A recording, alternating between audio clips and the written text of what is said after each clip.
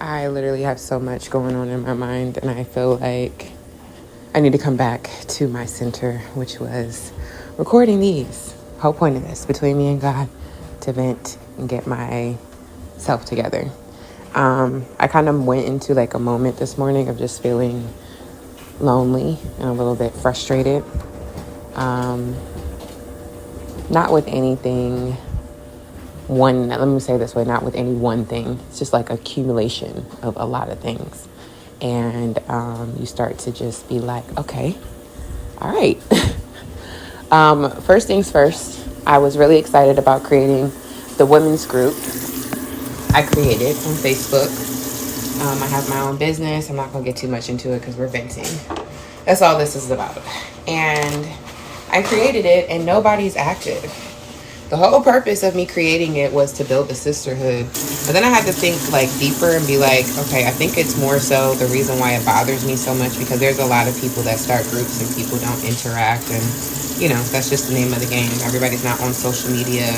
Everybody doesn't take social media the same way, you know, which is the reason why people just start YouTube channels. So the people that want to interact, they can. But I created a group because I have vision. You know, I have goals. I want us to be, I'm a certified spiritual life coach, but I want to do women's retreats. And I really want to do healing retreats. And I just see it. I see what God's doing. And here I am in my mind, silly me, thinking that there's other women who are, you know, the same way. Mind you, all of my life, my existence with my friendships, all I have been looking for. And people can say that I'm, you know, a difficult friend, whatever. But all I have ever been looking for is people to really want to be motivated by life. It's hard. You know, when we talk about people becoming millionaires and stuff, and I'm not talking about people who are just happen to get rich because they're social media. But it takes time. It takes support. It takes effort. It takes trial and error. It takes not sleeping. Even where I'm at right now on my TikTok, hitting 15K. Finally, after I think now 7-8 months. You know, even with TikTok, they kicked me out of the rewards program because I had switched my account to a business account. I switched it back. They made me wait a month. They told me, hey, during this month, switch it back. We got you. And then after a month, they were like, yeah, we're going to make you wait another month. Like, this violation can't be appealed, even though they told me that I could appeal it. It's like, it was so dumb. Like, it was just the dumbest thing. But it's because TikTok's running out of money, so I understand it. And I see it from a, you know, political, logical, financial perspective. But it was just the fact that, like, come on now. Like, I'm really in this moment of, like, I'm trying to build. I see myself, I'm making a smoothie for my daughter, y'all. I see myself going places and doing things, being, you know, the best version of myself. And really taking things to the next level, not just, you know, in my life, but with my daughter, with my son, you know, just all together. So anyways, long story short, it would have been great with me doing this. And again, what I do all day, every day, helping other people out. If I could have had a space where, you know, just the appreciation, I think that's what it is, the appreciation. But again, like I said, going back to it, I realized it's because I feel lonely in my life. I have brothers that I don't talk to. I have a sister-in-law that I don't talk to. And this is, let me be very clear, they don't talk to me. And this is not because I'm a bad person. They just have other things to do. My family, we did not prioritize family. And it's so crazy because we're so close, but we argued and we fought. And my parents, you know, they were good people, but they were very strict with us, very strict with themselves, very strict on themselves. And it just was a very stressful environment most of the time. So always looking over my shoulder, always trying to figure out if I'm doing the right thing or not. And then in our family, sorry guys, I'm trying to get my baby smoothie. And then in our family, like I said, there was always arguing, there's no communication. So here I am, I've gone through sexual assault, I've gone through marriage and divorce, I've gone through teen pregnancy, I've gone through a lot of stuff. And neither one of my brothers, you know, did anything. My husband beat my behind at one point. Nobody defended me and nobody was there for me. Fast forward to my sister-in-law, who always acts like I need to be a better sister. I'll be there for you. and like never shows up, instead of just saying, hey girl, I am not a good friend, I'm just not that, and there's nothing that I can do in this moment for you. And I can understand if you want to block me. I can understand if you don't want to talk to me.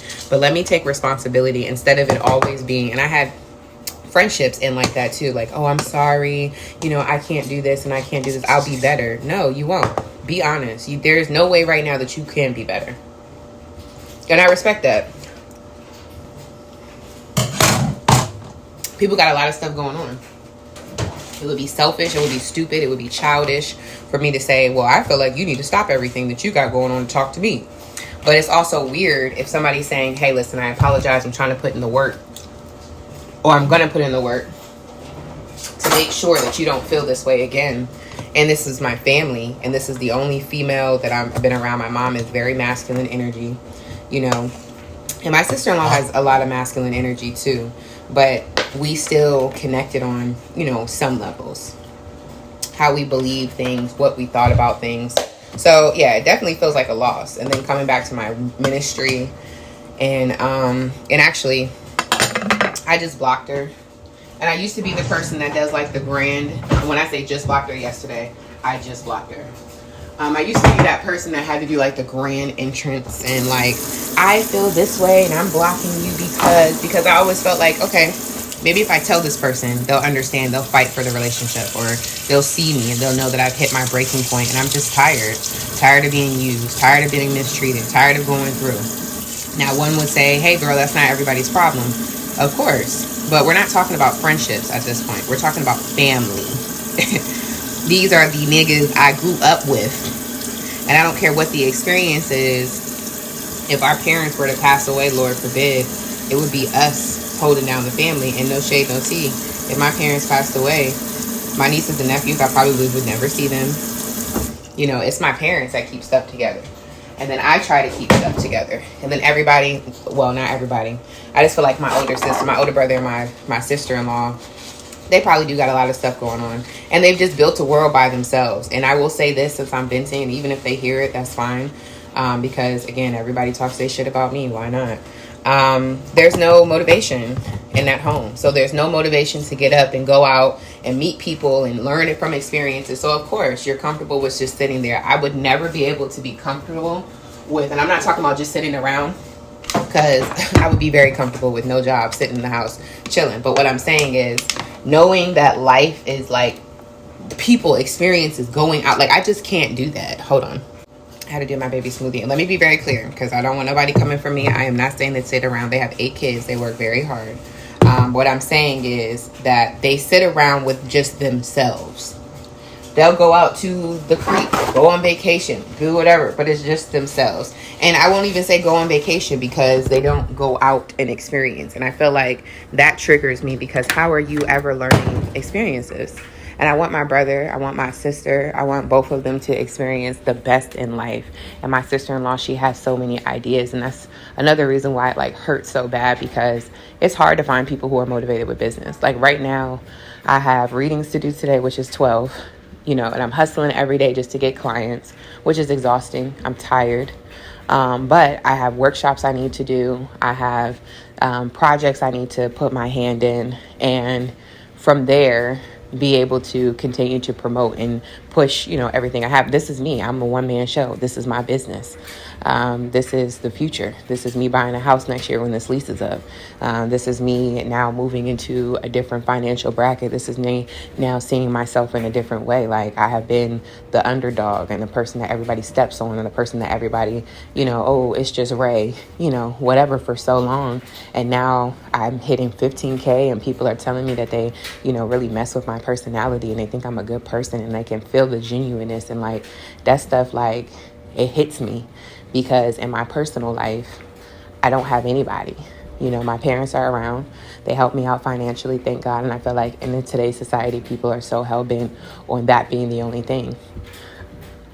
Or that being oh, well, at least they do this. At least they pay for this. At least that's great. But I'm telling y'all right now, I'm doing this on my own. They're helping me because they're my parents. They're supposed to, right?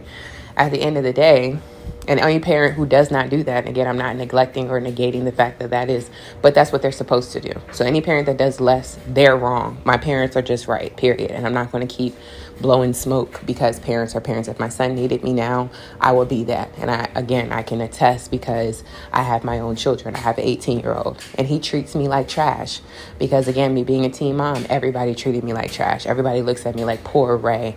I try to apply for different jobs. I don't have the college degree. I can't go to college right now because I owe consecutive payments that I don't have a job to pay for. So let me not say that I don't have at the time I didn't have the money coming in. Now it's like, okay, I'm starting my business. I'm focusing on what God is showing me. And that's another thing. God is showing me this. As much pushback as I've gotten and as much lack of support that I've gotten from family and friends, it's just amazing to me because God is telling me to do this. I hear him. Anyways, switching gears, my family disappointed me. I don't feel like I have a connection with my family. My little brother is nasty. He is very rude. He's a Capricorn. I get it. But he acts very much so entitled. I don't care if he ever hears this or not. I went over to the house every time I try to build a friendship. He's always, oh, we'll try. Again, one of those people, we'll try. Now, mind you, he does give me the honesty where it's like, if I don't have it for you, I'm not telling you. I'm not going to do it. Or if I don't have it for you, then I'm not going to pretend like I have it for you. But him not having it for me, it be off of dumb stuff. Like, he'll ask the question, do you think I'm a selfish person? I say, yeah. We end up getting a conversation, and the conversation gets into like a heated debate, not an argument. I'm not putting this man down. Matter of fact, he's putting me down. I'm trying to defend myself at this point, or he's putting my thought process down. So I'm just trying to keep up with the conversation. And my parents know we all baby my little brother. So I walk with eggshells, but I'm the one that's not going to walk with eggshells with anybody. I beef with everybody in my family because everybody be out of pocket. Only person who I don't beef with is my older brother because he has his own home. He stay out the way. He do his own thing. But I don't even have a chance to beef with him. And if I do have a beef with him, it's the fact that you don't want to have a relationship, period. My daughter's first birthday came and went. I got gifts, but nobody showed up. Nobody showed up for her second birthday. Nobody showed up for her third birthday. I may not have been to all the kids' birthday. I got 8 kids, but it's 8 damn kids. I'm trying to keep up with my own motherfucking life. And it's not like they're the type of people who are like, hey, this is coming up. This is this. They're those people that's like, oh, well, if you don't think about us on your own, then it's not real. And it's just like, that's dumb as fuck. Because y'all don't think about people on your own. Hold on.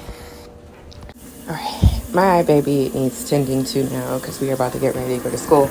But all of that being said, I just wanted to conclude this by saying, one, this is not to down or demean anybody. This is like literally years, months, literally decades almost of things that I've just had to hold in, and I hadn't had anybody to talk to. And I realized that it makes me feel aggressive and angry because people really do put me through stuff and they don't get anything done to them. They don't get a talking to. They don't get a lashing. They just go off and act like, oh, okay, well, it's just Ray. She'll be okay. And that is not all right. So at the very least, if me venting and me sharing my story and sharing what, makes me feel some type of way, makes other people feel some type of way, oh, well. And that's pretty much where I'm at this point. But again, I love them. That is the reason why it hurts, because I do love them. I would have loved to be able to, at any point of my life, especially a couple months ago, I went through a situation that I would have loved to have just somebody to pull up, which is another thing. In the last 4 years, I just renewed my lease, or about to renew my lease in September. In the last, 4 years, nobody's come and checked on me, came to the apartment, pulled up. Just wanted to see how I live. I think my older brother came one time, and it was because he was riding with my dad, and my dad had to come and drop me off, or drop something off to me. My dad and my mother are very active. I am not going to complain, but it's always what they can do for me. It's never sitting down listening to me. It's never, and it's funny because my dad has a doctor's degree in divinity. My mom has a doctor's degree in psychology, and you would just think, with those professions, and they would have compassion, and it's like it was not that. They were so angry that I had got pregnant at a young age, and they really did take it out on me, and they made me the bad person. I think because if they were to look at themselves and realize, okay, maybe me as a parent, I need to work on this, or maybe me as a parent, I need to be this or be this way. It never dawned on them. My dad didn't have a dad, so him just showing up was okay. But there would be times that he would opt out to leave me in the military. He would take orders to go different places, and then going and then to contracting. He would take orders so that he can be away from the house, because it was too chaotic, because of the mess that he was too, I don't want to say afraid, but he, again, thinking that if I'm quiet, things will subside. And it's like, that's not the case. And then my mother never had any type of tapping into her feminine energy. And I think it came from watching my grandmother, her feminine energy being defeated, because my granddad was a cheater. My grandma never went to school, didn't have, the highest education. I think she had like a 3rd grade education, my mom tells it. So it's like, you don't see a woman, you see a weak vessel who just carried children. And so your idea of a woman, she would tell me that too. I never wanted you to be weak. However, that was convoluted by pain that she went through, because while she's telling me she doesn't want me to ever feel weak, she's saying this because I was a light-skinned girl and I cried when I got my feelings hurt or whenever. And even now to this day, I will cry. But it's not, again, because I'm sad, whatever. A lot of the times when I hit tears in my eyes, I really want to fight.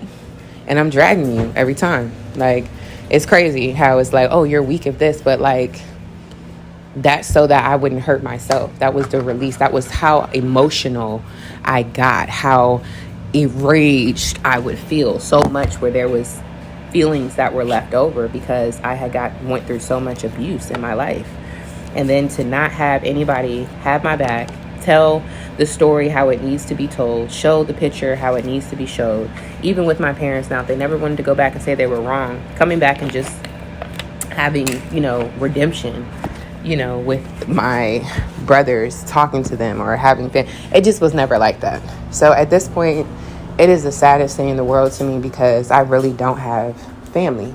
But it's also the most rewarding thing, one, because it's like, okay, I realized, and I had this moment earlier this morning, and then I'm gonna wrap it up.